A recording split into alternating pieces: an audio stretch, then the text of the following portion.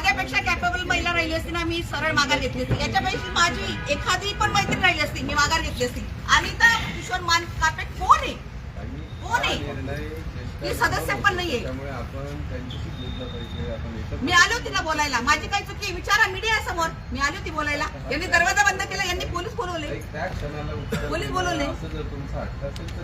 अरे मी काय क्रिमिनल नव्हती, त्यांनी दरवाजा का बंद केला मला बघून?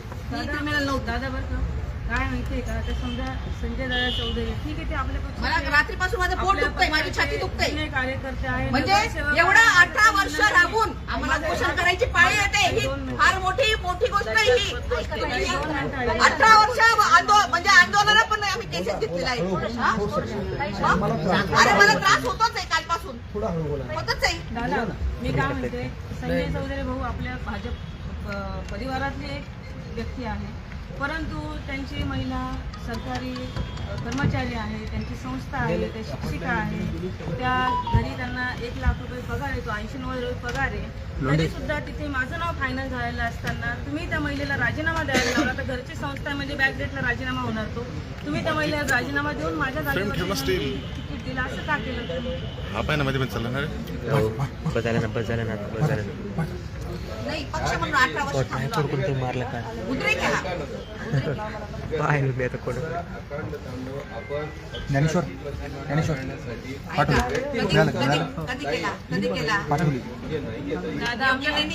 दादा आम्ही आमच्या हक्कासाठी भांडतो आहे, आम्ही पक्षाची प्रतिमा कुठेही डागळत नाही. आम्ही आजपर्यंत पक्षामध्ये प्रामाणिकपणे काम केलेलं आहे, प्रामाणिकपणे का. आणि आम्ही गेल्या महिनाभरापासून तुम्हीच आम्हाला सांगितलं प्रभागामध्ये फिरा, तुम्ही का सांगितलं मला फिरायला? आम्ही एक घर पिंजून काढलं आम्ही प्रभागामध्ये. मॅडम